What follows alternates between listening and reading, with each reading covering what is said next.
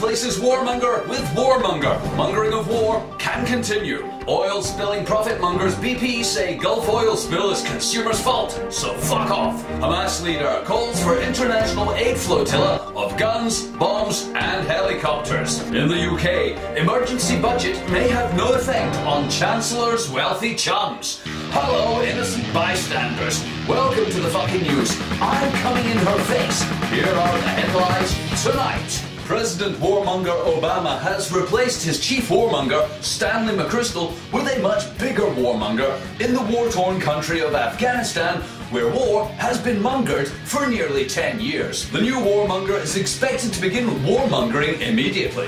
The change in warmonger comes after McChrystal was quoted not saying, "I love killing. I wish the president would let me kill some more. He's such a pussy, I might have to kill him as well." Here is President Obama announcing the changes. I am the President of the United States of America. I call the shots. The people of Afghanistan have a right to expect more from their warmonger than this. General McChrystal's comments were deeply honest, factual, and accurate.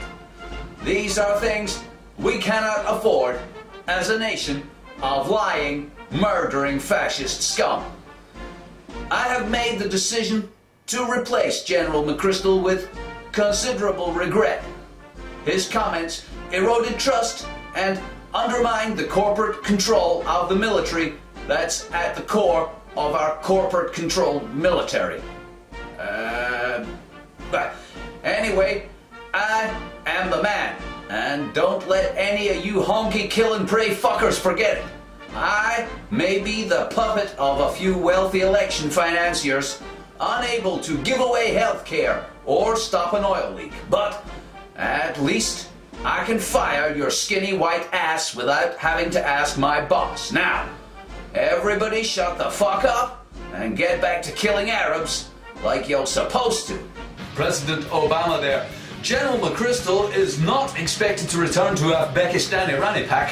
Rumor has it he will be redeployed to the Gulf of Mexico to kill oil and command the counter-leak urgency going on there. In a related story, BP Chief Executive Tony Hayward has told the US Congressional panel his firm ignored dangers when drilling in the Gulf of Mexico because that's what consumers want. That's what the US government wants, and to pretend otherwise is hypocritical fucking delusion. Going on not to say, you want the truth? You can't handle the truth. Well, maybe you can. So here it is. We all want cheap gas. You want it, I want it, the president wants it. None of us give a fuck about the damage to Nigeria or any other parts of the world where we drill, spill and never clean up. It's only in America where your politicians have to pretend they give a fuck that this is a problem. Right now, all over the earth, we're fucking up some of the most beautiful and rare ecosystems on earth. What have you got to say about that? Nothing. Nada. Niente. Why? Because you want cheap oil. And as long as you don't see the mess, you don't give a fuck. Am I right? Am I right or am I right? Right.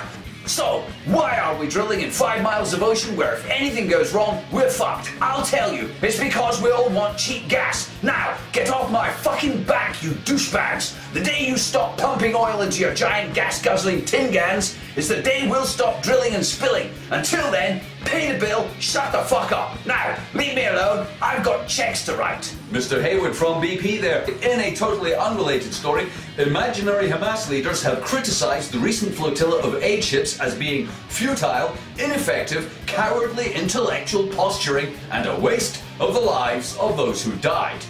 In a made-up interview with Fucking News, a Hamas spokesperson didn't say, "How about you send us some guns, you stinking cowards? We're fucking dying here. They bomb our homes, our schools, our hospitals, and you watch. Our women die at their checkpoints. Our children are starving to death, and you watch. We are fighting for our lives against one of the most technologically advanced armed forces on Earth. We are outnumbered, outgunned, and surrounded. What do you send? Blankets. Are you fucking serious? Fucking blankets? You don't think we've got enough blankets? Ha! Every time the Israelis bomb fuck out of us, the UN send us fucking blankets. What? You think maybe the bombs will bounce off them? Eh? How about you send us some Apache helicopters, eh? Or tanks? Oh, how about you even up the odds a little? A few surface-to-air missiles, a bazooka or two maybe would help. We both know you're not going to do that because you're filthy cowards. Oh, it's terrible. Oh, it's awful. I can barely stand to watch and write my newspaper column condemning the nasty Israelis. Oh dear, oh dear. But you're not going to do fuck all. Ever, ever. You're going to watch us die. You're going to shake your heads and tot and say, oh, it's so sad. Where we are murdered slowly, day after day, year after year, while you watch it happen and send us more fucking blankets. Well, fuck you. You can keep your fucking blankets and your chocolate bars. If that's all you're going to do, fuck you all and thanks for nothing. In the UK, Chancellor George Osborne has given an emergency budget detailing the toughest budget package of spending cuts and tax increases in a generation. George Osborne made much of this being a budget that protects the rich. And if you're a lowly paid public sector worker or someone on benefits or a young mum or someone who relies heavily on public services, you'll just have to suck it up. After all, it's your fault the banks failed, isn't it? What were you thinking, investing your depositors' money in get-rich-quick debt consolidation products?